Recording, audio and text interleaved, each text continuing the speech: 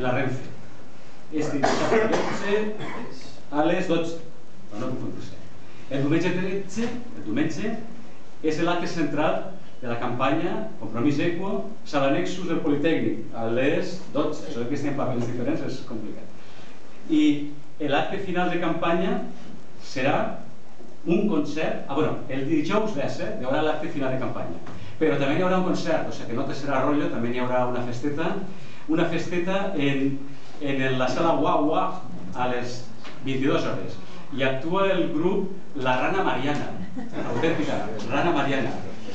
I serà un moment també de compartir i divertir-se i tal. Hi ha moltes més coses, però si no, no acabarem mai de... I el divendres 18, final, la batucada final de campanya, en la plaça de l'Ajuntament i en la plaça del Doctor Collado. A quina hora? Plan d'equip de campanya i tal, i no diu a quina hora. 19:30. 19:30. Moltes gràcies. Ara passem a entregar. Ahora es vuestro turno y podéis empezar a hacer vuestras propuestas. ¿Ya? ¿Directamente? Venga. ¿Por qué no? Sí.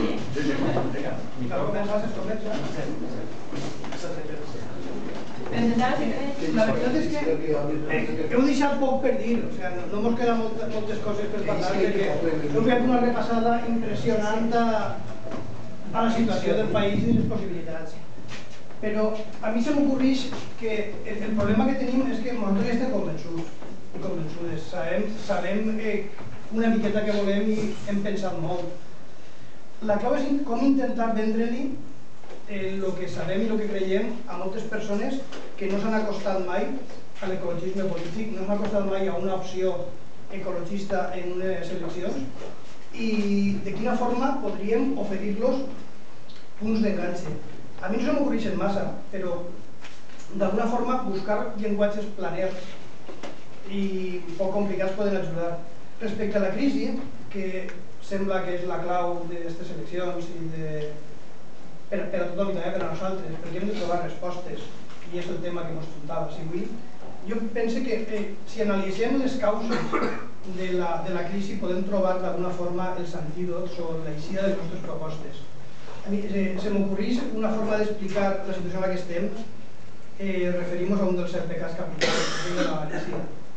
I pura avarícia perquè és bàsicament avarícia el que ens ha dut així, el que ha dut a certes persones a voler acumular al màxim recursos, capacitats, diners, i la paraula avarícia l'entén tot el món.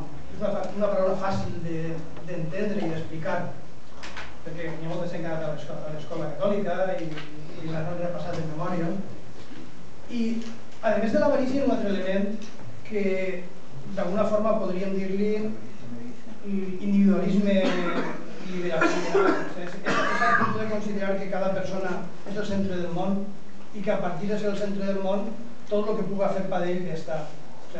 L'argument o el crit de qui més puga per ell és l'argument que ha servit aquests anys últims per acumular, per a destruir, per a justificar totes les rapinyes i les depredacions que hem estat vivint.